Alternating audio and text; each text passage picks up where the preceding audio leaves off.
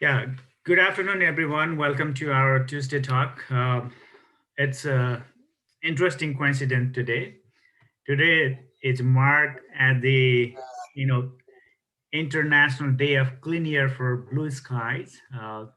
The United Nations General Assembly in 2019 on September 7th passed a resolution on this, and since then we have been celebrating 7th September as International Day of the Cleaner Sky for Clean Air for the Blue Skies.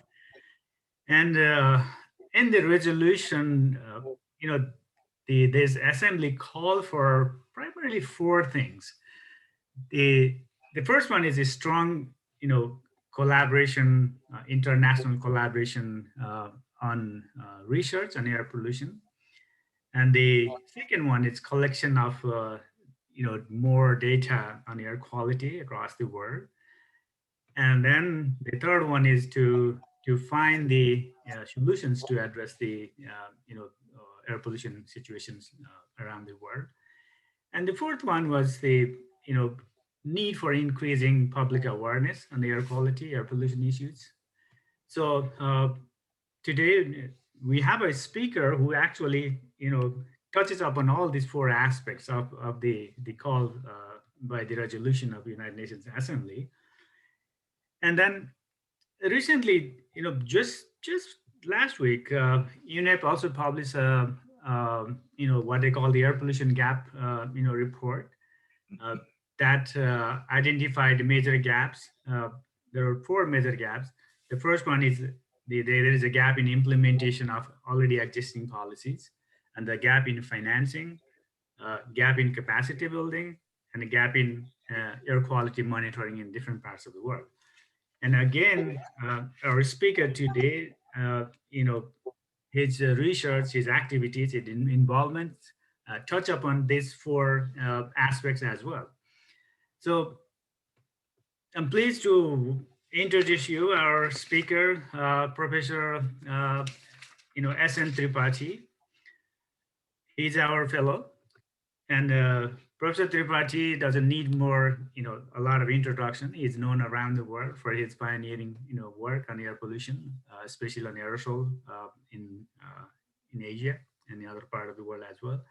So he's a senior professor and head of the department at the Department of Civil Engineering at Indian Institute of Technology in Kanpur. And he has received a number of awards. I'm not going to read the list. There are so many awards he has received for his work, its contribution.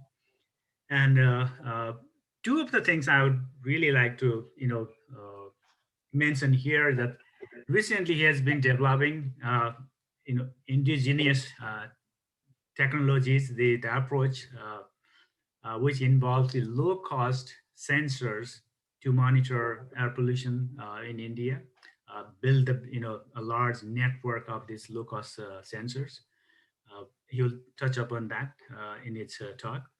And I always refer to, while I'm talking to someone doesn't know S.N. Tripathi, I'll always refer to his work on this discoloration of Taj Mahal, the one of the wonders of the world. And then his research on why the Taj Mahal is being discolored had gained a lot of attention that time, and then it led to policy interventions. And and luckily, this is getting better now. And he doesn't only do the science, right? He gets involved in different aspects, including policy, providing the policy, science input to the policy formulation, etc. So currently he's leading a network called the National Knowledge Network, which is under the Clean Air Missions of India, under the Clean Air, National Clean Air Program. Yeah, Sachchida had developed wonderful facilities in India on aerosol research. Many of us are aware of his facility as well as research, and many of colleagues I know are also working with him, and it's fortunate to have him as our fellow as well. and also as a speaker today. So without further ado, I'll give the floor to Shanti. So Shanti, please go ahead. As you know, we have 30 minutes for talk. Thanks, Maheshwar, Mark, and all the colleagues at ISS for giving me this opportunity for your, kind introduction. And of course, I feel very indebted and privileged to have this fellowship of this very prestigious institution of Germany. So let me just start my presentation. I believe you can all see it, and I'm audible. Yeah, you are. So what I'm going to do in the next half an hour or little less or more is to talk about India's Clean Air Program, which is probably the first, a nationwide program which India has put together to deal with the menace of air pollution.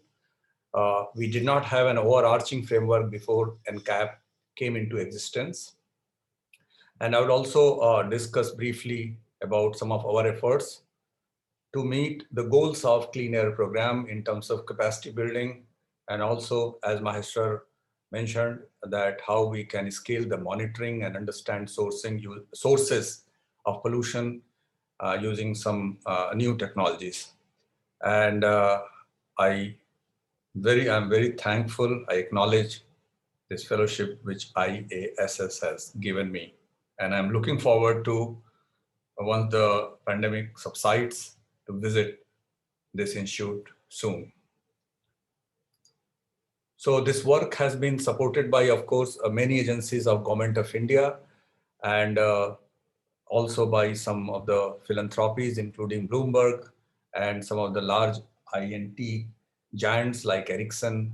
And currently we are also part of a project supported by Department of State, United States.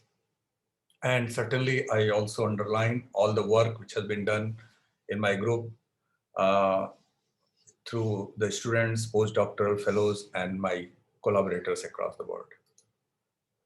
So briefly, I'm going to talk about NCAP, National Clean Air Program, which now is going to run as a mission by Government of India. And I would introduce this knowledge network, in what way we are going to impart capacity at various levels across the country. Then we have been working on this sensors, how to scale sensor-based monitoring compared to these high-end continuous air quality monitoring stations, which are called in India basically a set of a bunch of that BAM and other reference gas analyzers, which costs you about 1.4 crore Indian rupee. I don't know how that would transform into euro, but certainly it's quite expensive compared to these sensors. So in one station, in the cost of one station, you can buy some of like 70 or 80 such sensors. So that's what the cost comparison looks like. I would also point you that how sensors stand in terms of accuracy and precision with respect to these high-end monitors. And then many of you know that understanding the sources that contribute to particularly PM 2.5, of course, you can also do the gas source apportionment, can be done in conventional way where you collect things on filter and then bring it, store it, and analyze it. And that takes about 1.5 to 2 years. And so that's definitely a cumbersome time-taking process, which cannot inform policy makers in a dynamic way. So what we have done that we have started using many of you certainly are aware of that, basically a time of flight mass spec coupled with a metal monitor and of course a simple athelometer, which can give you a full information of PM 2.5 at a molecular level almost.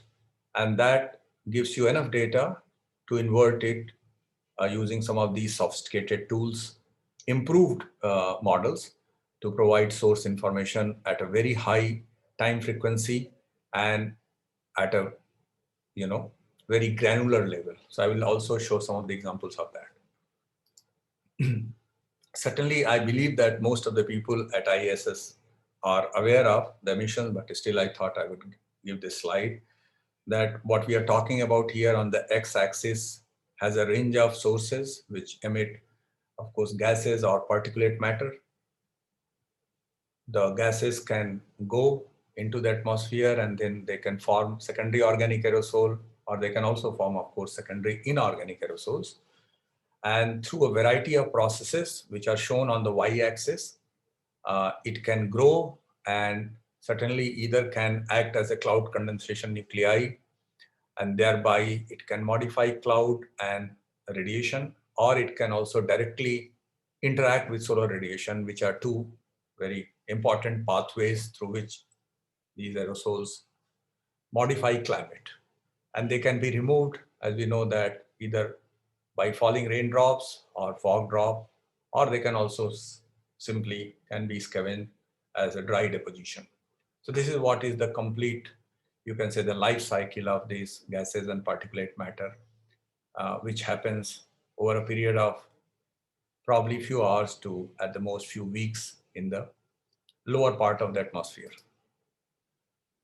This work, I believe most of you are familiar with, but this certainly has brought a lot of change in the thinking, the way people earlier felt about the health impact of air pollution.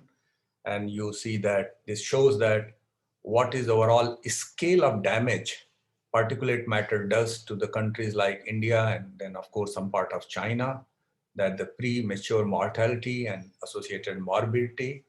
And then it is also mapped on the right hand side is the major sources which are contributing to this PM, which eventually is impacting human health. And you see that most of the India is painted in blue, which is related to basically residential combustion sources. And that is now, I think, slowly there is a consensus that a good part of particulate matter 2.5, at least in peri-urban and rural India, is coming from different kind of household combustion or other kind of combustion which happens in the agriculture field, etc., etc. So, as I said before, that air pollution came into prominence after 2013 and maybe 14, when we had several critical episodes in Delhi, which brought people attention on that. But till then, we had a fragmented approach to deal with the problem in the country. This was more capital centric, that is over national capital region, or maybe several other cities where occasionally you have a problem and then people try to solve that.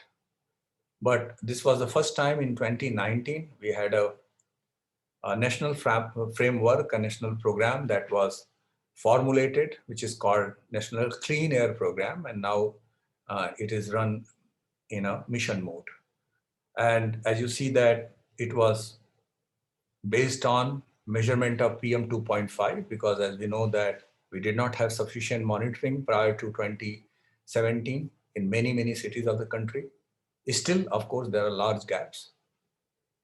Based on the PM10 data, which certainly was collected using these manual monitors, they identified about now 130 odd cities, which they call as non-attainment cities. That means cities where air quality standards are not meeting national air quality standard. And the first phase of plan is being implemented in these 130 cities. And the target is to bring down PM 2.5 by 30% in next couple of years. And that is basically going to be accomplished by doing capacity and institution building, expansion of monitoring network, collecting more data, generating more science that can feed into the policy making, and of course, then formulation of action plans, which has prevention, control, and mitigation of air pollution. So this is what basically is the overall idea here, what I just said, that you, in the program, they want to increase the knowledge base and the various kind of institutions and capacity building. We have lack of capacity. We are talking about 130 cities. Definitely we need more skilled and trained manpower, which can help implement these programs across these cities and in the subsequent phases of this program. And then, of course, at the time of conceptualization of this program, they identified 5 major sectors. And broadly, most of the policies in terms of either transition to clean fuel or shifting away from fossil or bringing any policy reform is or are focused on mainly addressing the emissions of PM and gases from these 5 major sectors. This is certainly, we need a more refined approach, but I believe that it's a good start. So as I said, that capacity building is one of the 3 important pillars on which NCAP rests. And as a part of that, we proposed to the government that let's try to bring most of the technical institutes which are currently there in the country, which includes, of course, some of the institutions of high learning like IITs or other central national laboratories, or even National Institute of Technologies, which are also currently exist almost one in every state. And we thought that we can bring them together so that you have capacity, or in some way you have access to a trained manpower locally. Earlier, what was happening that if you have a city X, people would like to take services of somebody who is in the city Y, maybe a couple of 1,000 kilometers away, right? Because there are only few people. Now, idea here is that if we can form a network, then you have a ready pool of people who could definitely provide these services at different level for different purposes. And keeping that in mind, this knowledge network is formed, and this is just the simple structure which I have shown here, is mainly comprising of some of the old IITs who have, which has very established both teaching and research program in air quality management. And the knowledge network has the prime responsibility of selecting these institutes of repute, and which it has already done. And then these institutes of repute have been mapped to work with these officials of non-attainment cities. That's the key idea, right? And mainly the knowledge network, as I said, has people drawn from various IITs, Indian Institute of Science, and also some of the senior officials, retired and the current ones from Central Pollution Control Board, which is the chief regulator of India, and the ministry. And these are the prime role of knowledge network. And one of them is basically identification and creation of capacity in even institutes of repute where they do not have such capacity. And in addition to certain other roles are also assigned to them. And government has given advisory group status to this knowledge network. And this is what is basically the composition here, which is mainly coordinated by IIT Kanpur. This map shows the current extent of the non-attainment cities, which are shown by these circles. So you see that about 130 circles must be spread across various states of the country. And the stars are those institutes, which we call institutes of repute, which have been identified by NKN in consultation with the regulator and ministry. And then they are mapped to work with the city which is in nearby or in proximity. And these things are already on very much on the track. One thing which was missing in India, as you know, that is a national emission inventory. There have been some, individual efforts to create emission inventory for a particular sector or in a particular region, but over-encompassing an emission inventory that covers entire country for all the seasons, etc., and for different sectors and different activities has been missing. So knowledge network actually has been roped into this by C-STEP, which is a very leading think tank based out of Bangalore. And this is a totally an, you can say, effort between the non-profit and people like CIFF who are funding this effort, and about 20, 25 institutes of repute who are helping achieve this goal of creation of a nationwide emission inventory. And hopefully in next couple of years, once this inventory is created, it could help solve two problems.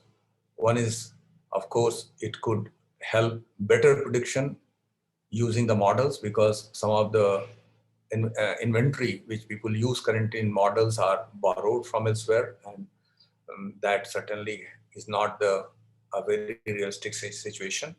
And second, only on its own also many state boards and city officials can use this emission inventory to formulate their policies, etc., while dealing with air pollution in their city. So that way, I think that's a very good start. Now I'm going to discuss a little bit about this sensor-related work, which we have been doing in last probably 4 or 5 years. And this was a work which was supported by Science and Technology Department of India. And it was jointly, of course, done in collaboration with Intel. So Intel was one of the funder which helped conceptualize this program at the government level. So mainly the goal of this program was to provide an end-to-end solution for air quality monitoring using sensors. And that involved, of course, using a right kind of network which can transmit the data after data collection, then application of suitable model using machine learning or AI, and then transmission of the data using different modes of visualization, either through web or app, etc., etc. So this work, we have almost this one part or one phase of that work is over. We have tried different kind of network, what you see, 4G. Currently, we are also trying this NB-IoT. For a campus-like setting, we have also tried this 6-LoWPAN, which does not require access to a lot of Wi-Fi or other things. And once using these network and the data is sensed, then that data comes to server where online corrections or calibrations are applied. And then this data can be accessed through various API. And after that, it can be either used for visualization purpose or for doing analytics. And currently I will show some examples that which cities already we have laid down this network using this overall framework. This is first of the work we did in collaboration with Duke University for calibration of sensors. So sensors were calibrated in Kanpur and also in Duke and at the EPA next to Duke University. And we could see that if you apply several corrections, then the sensors can give you super precise. That means with a R square, sensor R square could be 0.99, and sensor to BAM, a reference monitor, or to a Teledyne kind of instrument, you can get an R square of up to 0.9 and an error well within 15%. And this work certainly has been now accessed and used by several regulators, including US EPA. This is a follow-up work on that, where we have now calibrated or attempted to calibrate the gas sensors, here in this case for NOx and ozone. And this was done for 2 cities in the country, 2 very different settings in Mumbai and in Delhi. And certainly we found that the gas sensors also, particularly ozone, can give you quite accurate data if you have a suitable calibration model that has been used. And in this case, certainly model was a little more advanced compared to the earlier case what I showed for PM 2.5 calibration. Now, building on this work, Maharashtra board and in collaboration with Bloomberg Philanthropy, we tried to look at the accuracy and precision of these PM 2.5 sensors using the complete government network of Maharashtra, mainly in the city of Mumbai. So altogether, we had access to 15 government monitors in Mumbai, and where we deployed about 40 indigenous sensors, which were mainly developed by these entrepreneurs in India. And I will show some results from that. And then another interesting work we have just done is to deploy about 100 sensors in 6 states, but mainly covering the villages across these 6 states, which is shown in the map of India with red color, to evaluate what is this scheme, which is called Prime Minister Ujjwala Yojana, where people have been given LPG because they were earlier using wood or other things to for cooking or for other purposes, heating purposes. And in this case, it was basically they were given these LPG cylinders, and our main objective is to do how their health has responded, or mainly the primary cooking person's health has responded to this change. And that was done by using some surveys and also by looking at basically PM 2.5 indoor in the kitchen or in the house and outdoor concentration. And that has shown some interesting results, but that I'm not showing it in this talk here. This is what the Mumbai deployment looks like. There are some sites I'm showing that at different locations in Mumbai, which covered different range of temperature and relative humidity coming from going from 1st November 2020 to 31st May 2021, which covered a wide range of temperature, relative humidity.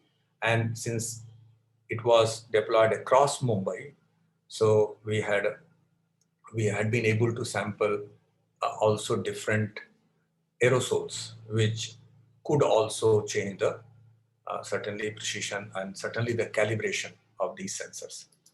And this is what is the result, which is currently also under review, which shows that how the sensors perform after calibration, which is shown in green, with respect to the BAM, which is the equivalent reference grade monitor.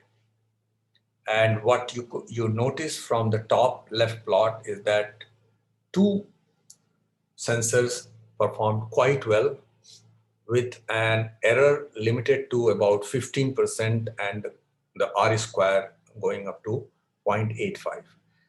And remember that we had collected about 40,000 hourly data set because it was a 7 or 8 month long deployment across 15 sites.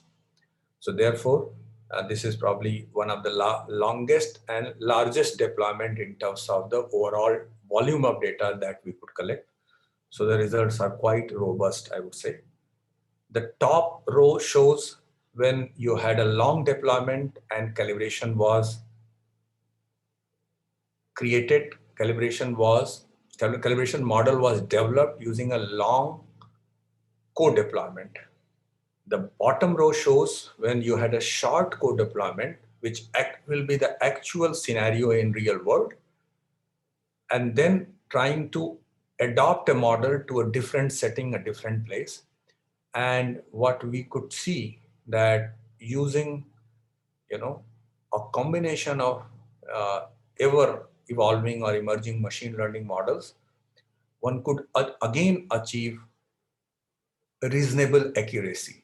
And that is a very, very, I would say, encouraging result, because that is going to pave the way for scaling of sensor-based AQ monitoring in future.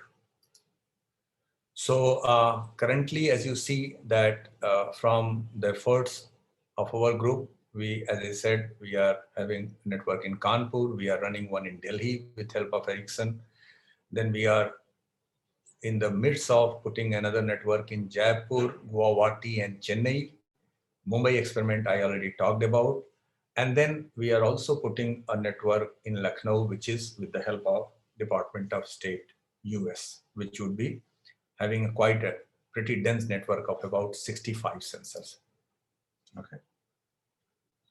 Now, I'm now switching to the final part of my talk, where using, how high frequency chemical speciation data using different or a combination of mass spectrometers, which gives you molecular information of organic and inorganic non-refractory particulate matter and a whole range of metal or elemental information about refractory particulate matter, one could get a very rich information about sources. And that's what we have. I'm just showing this for illustrative purposes, that this work was done over Delhi. What you see on the left is the source apportionment, which was tried using this multi-engine 2 model for only combined organic and inorganic, that is the non-refractory part of PM2.5. And you see that you could see these peaks which are occurring at a time scale of a day or even diurnal variation. You could see we could resolve that even cooking is an important source. These certainly you would not get with the, if you use the conventional approach of source apportionment. On the right is again the model which is applied to the metal data. And of course, again, you see a very high temporal information. And then you could resolve here some very, very subtle sources. For example, you could resolve coal combustion, and that could be distinguished from what is coming from power plant, or you could get copper rich. So there are a whole range of rich information at a very high frequency one could certainly get from this. This is again another example of this, that if you only use this metal monitor at a very high frequency, and if you use that in a inlet switching mode, that is between PM 2.5 and PM 10, alternatively if you operate, then this information can be combined with the wind data. And that is what is shown here. That interesting thing is that you have so much of data that you could locate where geographically the sources are, sitting. So this, in these three maps, where the receptor site is shown by this slight blue color, and these different pathways show with various shade that how the different sources are contributing to this particular receptor site. And we have seen that depending on different source, very, very different locations can be identified. This is again work which is done in collaboration with PSI, where this information was collected for 3 cities, that is Delhi, Beijing, and Krakow, for different times, but similar set of information was collected. And what you see is this is plotted on the 2 axis, which shows the x-axis shows that what is the contribution of PM 2.5 to 10, right? Which gives you basically differentiate between natural and anthropogenic sources. And y-axis gives you what is the contribution from crustal elements. And if all these 30 metals are mapped on these 2 axes, you see they nicely group themselves into 5 major groups of sources across these three very different cities. And that is quite fascinating. You could also get the source as well as this elemental information on a diagonal basis, because every 15 minutes you get a data.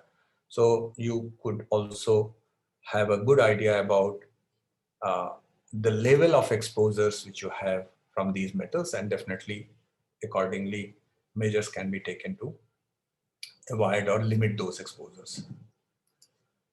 We use this technique to also provide source information to India's regulator, said CPCB, during COVID lockdown. So we had that system running that time in Delhi NCR. And during different phases, so the major lockdown started in Delhi or in India from 23rd March. And it was lifted majorly it was lifted in some time in June. So what you see here is that for different phases, we could provide source information for non-refractory, refractory, and the black carbon that shows different columns, and different rows show basically the different phases of lockdown. So this information, of course, was very handy and useful for CPCB. This is a work is currently under review, which again shows we have looked into the mass spectrometer data from two sites, one at IIT Delhi, which is the center of Delhi. Another is slightly upwind, which is IITM. I think some of you know that. It's a part of MOES. And we have tried to differentiate between two different kind of haze events, which are driven by two different sources. And that is a very interesting, and I got some very nice review. I have just, I would skip that slide. I will just go to the last slide now in the interest of time. This is another work which is in collaboration with my former student, Deepika Bhattu, who was also postdoc at PSI, has joined now as a faculty member in IIT Jodhpur. Is a work where basically she's using, amongst other things, she's also using some of these biomarkers to separate different kinds of these,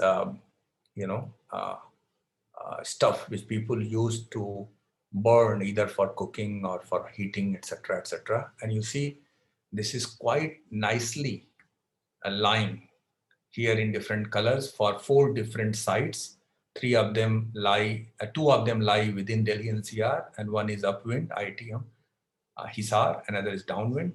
And it could clearly, you can see that these are all basically lying in the box or the boxes, which represent material which are generally found in India, right? And then it also separates out quite well during summer and winter. So this is very much a work in progress, and this certainly could shed some more light about uh, these subtle sources in Delhi, and probably could help us to mitigate them. Finally, this work was, of course, done in collaboration with, of course, PSI and people from Urbana-Champaign to measure oxidative potential. Many of you know that oxidative potential is directly linked with the damage which particulate matter can do to human lung cells. And here, if you do an online measurement of this OP, you could apportion them in variety of sources.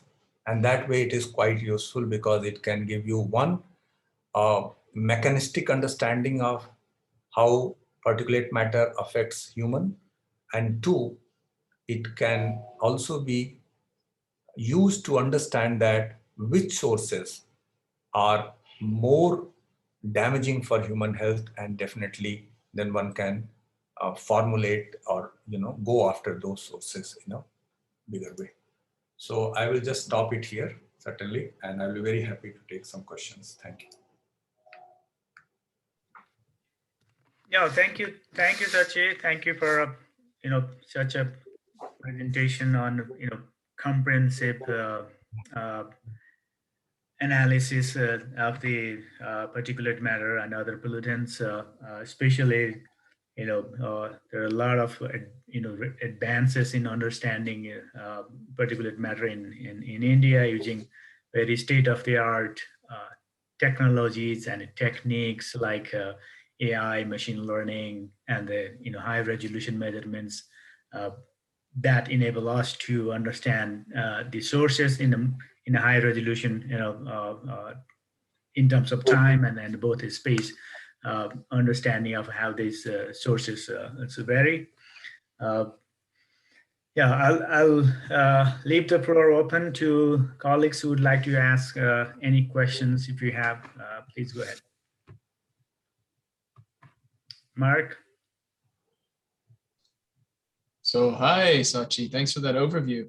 I can kick us off with three things that are sort of more comments than questions, but might be some discussion points around those. The first one is just a simple information for it that several of our people are not in, that are watching here are not in atmospheric sciences. And so they won't be as familiar with the Atmospheric Science Institutes. And so you mentioned the PSI. For those of you who don't know that, that's the Paul Scherrer Institute in Zurich. And for the IASS people who have been around for a while, we have a minor connection to it, that one of our earliest group leaders, Julia Schmale, who worked very closely together with Maheswar, and Julia went to the Paul Scherrer Institute for several years after she had been working with us for a few years. And now she's moved on to Lausanne and has a professorship there. But the Paul Scherrer Institute is a top research institute. So for those who weren't sure what exactly what Sachi meant, and it's a good one to be collaborating with in terms of atmospheric measurements. Part of why Julia went there. The second comment is that I found it interesting the way that you put together the algorithm and concept for these agglomerations of multiple small instruments, and especially that you're using machine learning in this. And I'm not sure if Maheswar has connected you with it or not yet, but we have a PhD candidate who works with Erika von Schneidermesser. His name is Sean Schmitz. And he has just published a paper recently on machine learning algorithms for calibration of small sensor systems. And so if you haven't gotten connected with it yet, then Maheswar, that would be very good for you to connect Sachi with that. These are sort of an interesting approach to how to go about getting the best you can out of the information that's available. And it seems like you've gone pretty far with it also. And I think these activities are going on at several different institutes around the world. It's not a unique idea, but different people are finding different approaches to it. And his approach seems to be quite successful in terms of improving the data quality that you get out of that. So I think sharing what you've done with him and seeing what he's done might be quite a fruitful interaction. And the last one is to mention that one thing that I've noticed over the years, and especially this last year or so, when I've been working on a paper that describes what transdisciplinarity is really about, is that there are a lot of groups around the world, especially environmental protection agencies, that work principally in a transdisciplinary manner, and they don't really realize it, or they wouldn't classify it as that, because it's just their natural way of working. It's natural for these groups to bring together a broad range of stakeholders, and especially around what we call boundary objects. And in your case, with the emissions inventory, I think it would actually be interesting to take a look at the way that the emissions inventory is being developed. And to me, it looks like it has a lot of transdisciplinary elements to it.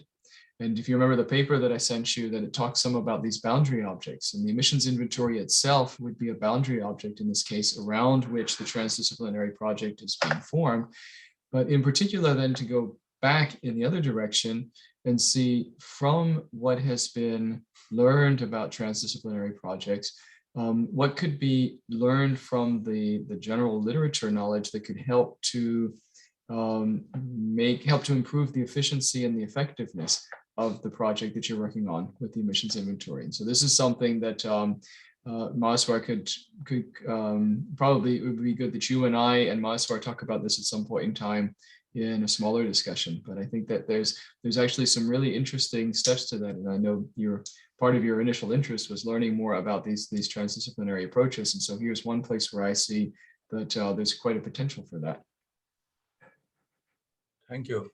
Thank you, Mark. I think it's great to get connected with that guy. You mentioned PhD student. I think we have some truly strong computer scientists who are working with us from IIT Kanpur. They are like hardcore computer scientists. They are strong in machine learning. And I think it would be great to connect with him, what approach he's using and what we are using. So we have, actually, we are attempting the problem from various corners. So in fact, I could just mention that we are also trying to use the sensor to get the source information. So not many people are working. I mean, there are hardly paper, right? So if you train them with this rich data, chemical data, in fact, sensors have the ability to start, getting idea about sources. Not to that level where, the mass spectrometer can give you, but still to a certain extent. So these are some of the things I will definitely like to, discuss. And certainly your approach of that paper, I mean, I tried to go through that, but definitely that has lots of, I would say, theoretical discussion in that. And I have not yet shared that with Knowledge Network. And it's good that you just mentioned about that. But if you have some time and sometime you could probably present that to Knowledge Network meeting, I think that would be more illuminating if you prefer that. Yeah, that might be a nice opportunity. The version that I sent you, by the way, was the submitted version for the last round, and it's almost finished being revised and ready to resubmit. So it's probably better to wait for that version as well, since it's been, the referee comments gave a lot of suggestions for making it even closer to being a little bit less theoretical, and a lot of the more theoretical matter has been packed into an electronic supplement, and a little bit more directly readable with examples in the paper itself. So I'll get you the new version of that once that's submitted. Thank you. Thanks, Mark.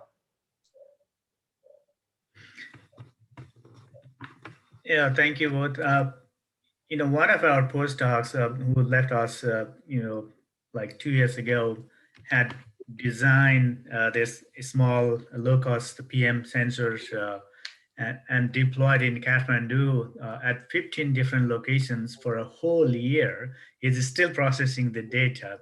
So, that's how we built our interest in. And then the Eureka NOC is working on that for quite some time, and also having a student now. So I definitely see opportunity to, to exchange the ideas, between our groups. Definitely, I'll link you on that. And if any other colleagues, if you have any questions, please unmute yourself and ask, because I cannot see all of you. I could just add there, Maheshwar, if you find that at all appealing, that we have quite a number of sensors which we now brought back, recalled after the Prime Minister's Ujjwala Yojana evaluation, which are all in working conditions, very well calibrated. So will be very happy to work with you to, if you want to deploy in maybe on the other side of India, in Nepal, and look at some data, etc. We have quite a few sensors actually currently lying in my lab. That's good to know. I'll definitely explore. Yeah. Wonderful. I have a question. Yeah, Ed, go ahead. It might be a little technical. I'm just wondering, how often do you have to bring these sensors back and recalibrate? Because drift is a little bit of a concern, at least with the low-cost sensor that we've been working with. Yeah. Well, I mean, that's a very good question. We are looking at that. So at some places we have deployed for a year, for example, in Kanpur. So what we have seen that, let's say that if the sensors component do not degrade, then we have seen that calibration model shifts because of change in the type of aerosol. So we have seen that winter, when you have simply put it, when you have combustion aerosols to dust, there is a real shift in the calibration. Now, if you're talking about the drift in any part of the sensor, I could direct you that one of the startup who works with me has a very interesting publication that came out from their collaboration with Microsoft Research in India. And they have looked into some of the drifts which has happened because of malfunctioning of fan and other stuff in the sensor. But this is a very interesting thing, and many people are looking into that. Certainly, I mean, we have to look into that more closely. Yeah. Okay. I guess today, what are their findings? I'm just curious. Or they're still working on That the paper they the published. findings of your startup's research collaboration with Microsoft. I cannot tell you straight away, but I think just by looking into PM 2.5 data, they could identify that when they could get do the fault detection. That's one thing they have done in that publication. Okay. I could send you the link of that paper which they have published jointly with MSR. Yeah, that would be very interesting to look at because it's a perennial problem for everybody. Okay, so if any of the participants, friends, if you have some burning questions, please go ahead. Otherwise, we have only 2 minutes before 3. So Sachi is, accessible. You can email him if you have any questions, or email me, and I can just act as a bridge between us. So unless you have any key burning questions, I will call it off.